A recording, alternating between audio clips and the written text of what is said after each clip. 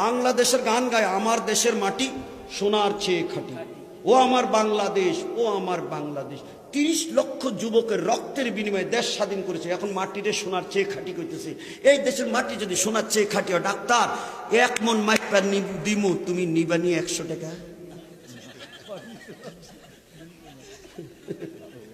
কি রে বাবা, এটা কিতা মাতে? 1 মন মাটি তো 100 টাকা দিয়ে কেউ নেয় না, অথচ সোনার চেয়ে খাঁটি। সোনা 1 তোলার দাম হয়েছে 1,16,000 টাকা। আমি মুজাহিদি আজকে জানতে চাই, তোমার কবরের ওয়াজ দিয়েছ, তোমার কবরে আইব গন্ধ, আর আমার নবীজির রওজাতে শুয়ে রয়েছে। নবীজির রওজার মাটি দামি হয়েছে 800 আজমের থেকে বেশি। চলো ওয়ারাউদাতুন নবী সাল্লাল্লাহু আলাইহি ওয়াসাল্লাম আফদালু মিন মক্কা বাল মিনাল কাবা বাল মিনাল আরশি ইজমাআন। সারা পৃথিবীর সমস্ত আলেমের ফতোয়া, নবীর রওজা কাবার চেয়ে দামি, মক্কার চেয়ে দামি, আরশ আজমের চেয়ে দামি। সুবহানাল্লাহ। সেই মদিনার 1 তোলা নয়, একটা সিমটি মাটি যদি উঠাইয়া বিক্রি করতো, এটার কোটি কোটি ডলার দিয়া কেনার মতো কাস্টমার আছে কিনা? কি কর, এই জন্য আশেকে গান বানিয়েছ। তো তোর কবর আর নবীর কবর একরকম। আর ওই গাদায় কয় নবী বলে আমগো বড় ভাইয়ের মতো। তোর গালডার মধ্যে কিছু দেওয়ানোর দরকার নেই, আর কথা কয় না দেওয়ানোর দরকার নেই। কি দিতাম?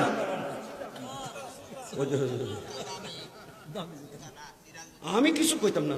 নতুন বাটা জুতাটা না সিরাডা, এটা তো সিরাডা। লাউ ক্ষেতের মধ্যে মুখ দূর যাতে না লাগে 2-1টা জুতা লটকায়নি। সভাপতি আপনি কোন নতুন জুতাটা লটকায় না সিরাটা লটকায়?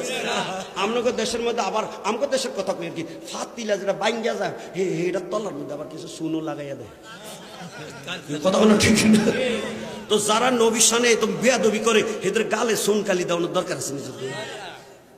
আমি ভদ্রভাবে বলতেছি, সব জায়গায় বেয়াদবি চলবো, নবীর শানে বেয়াদবি চলবে। কথা বলেন ঠিক কিনা? এবার আমি হাসর ময়দানে উঠে গিয়ে যাচ্ছি লাভ দিয়া। এই রওজা পাক থেকে নবী উঠবে, কাফর লইয়া উঠবে নাকি কাফর সারা উঠবে? বাহ, বুঝালাছি। সকলে বলেন, নবী কি কাপড় লইয়া উঠবে না কাপড় সারা উঠবে? এই কাপড়গুলি কোন ইন্ডাস্ট্রিতে বানাবে? জান্নাতি কাপড়। এত দামি দামি কাপড় নবীকে হাঁটতে যাবে নাকি গাড়ি আনবে? কথা কয় না কেন? এটা এক্স করল্লা ফাজরু কি গাড়ি? ও তো বুঝে না কি। নবী যে রওজার থেকে হাসর ময়দানে যাবে, কি গাড়ি তুলবে? নবীর গাড়ির নাম হলো বোরাক। সুবহানাল্লাহ, জোরে কয় না কেন? কিন্তু আমরা যে কিয়ামতের ময়দানের মধ্যে উঠবো কবর থেকে, আমরা কি কাপড় পরে উঠবো? এত কোন ওয়াজ বুঝালাইছে রে। আমার নবী ডাক দিয়ে কয়, ইয়াউমা ইয়াফিরুল মারউ মিন আখিহি ওয়া উম্মিহি ওয়া সাহিবাতিহি ওয়া বানিহি। আল্লাহু আকবার।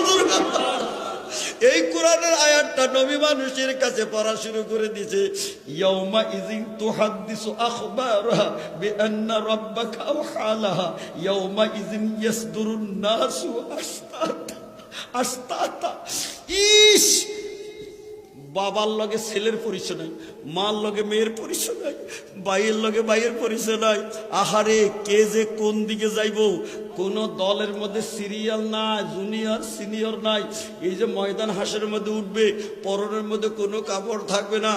নারীরা কিন্তু আজকে একটা মজলিসে, এখানে নিজের লেখা আছে মহিলাদের ওয়াজ শোনার ব্যবস্থা আছে, তারা একটা প্যান্ডেলে, পুরুষের আরেকটা প্যান্ডেলে।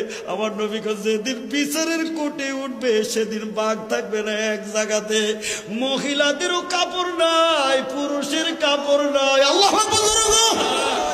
মা আয়েশা একটা চিল্লানি দিয়ে উঠছে গো নবী, অন্ধ সাহাবীও আপনি আমাদেরকে আব্দুল্লাহ ইবনে উম্মে মাকতুমের থেকে পর্দা করতে বললেন, আমরা দূরে থাকতে বললেন।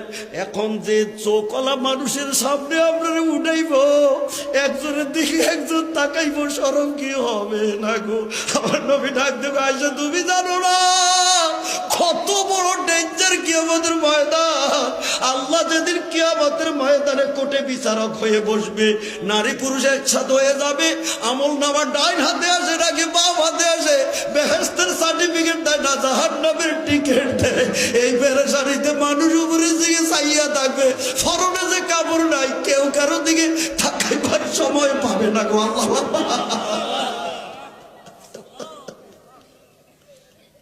আমার নবী যখন এই ওয়াজটা শুরু করে দিয়েছে, কিয়ামতের ভয়াবহ চিত্রটা শোনার পরে নবীর সামনের সাহাবীরা মাটির মধ্যে পইরা গেছে, গড়াইতে গড়াইতে বারান্দার মধ্যে, বারান্দার মানুষগুলো গড়াইতে গড়াইতে নবীর সামনে এই দিকের থেকে এই দিকে, এই দিকের থেকে এই দিকে খালি গড়াগড়ি খায়।